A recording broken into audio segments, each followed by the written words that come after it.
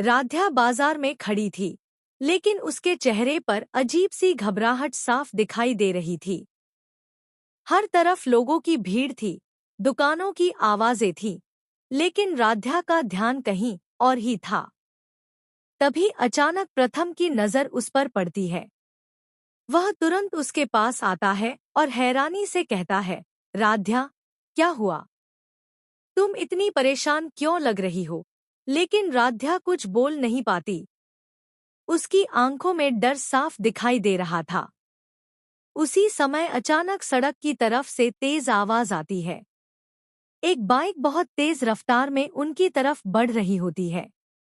आसपास खड़े लोग चिल्लाने लगते हैं, हटो, हटो, रास्ता छोड़ो। लेकिन राध्या जैसे डर के कारण वहीं जड़ हो जाती है। उसे समझ ही नहीं आता कि क्या करे। बाइक लगातार उसकी तरफ बढ़ रही होती है और हर पल खतरा और करीब आता जा रहा होता है। प्रथम यह सब देखते ही घबरा जाता है। वह बिना एक पल गंवाए तेजी से राध्या की तरफ दौड़ता है। राध्या अभी भी सदमे में खड़ी होती है। तभी प्रथम उसका हाथ पकड़कर उसे अपनी तरफ खींच लेता है। अगले ही पल बाइक उनके बिल्कुल पास से निकल जाती है। अगर प्रथम एक सेकंड भी देर कर देता तो बहुत बड़ा हादसा हो सकता था। राध्या डर के मारे कांपने लगती है। उसकी सांसें तेज हो जाती हैं। प्रथम उसे संभालते हुए कहता है, राध्या, अब सब ठीक है, तुम्हें कुछ नहीं हुआ।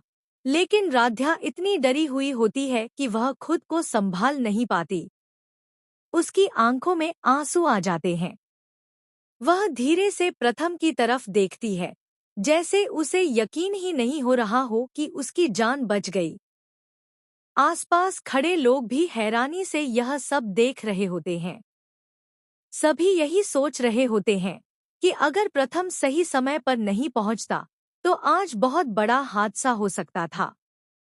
राध्या धीरे धीरे खुद को संभालती है, लेकिन उसका डर अभी भी खत्म नहीं हुआ होता।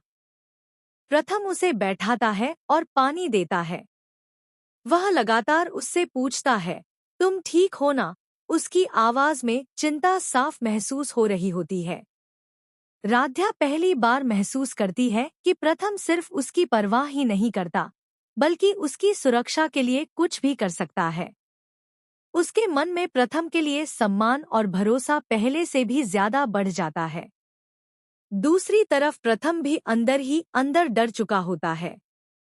वह सोच रहा होता है कि अगर आज राध्या को कुछ हो जाता तो शायद वह खुद को कभी माफ नहीं कर पाता।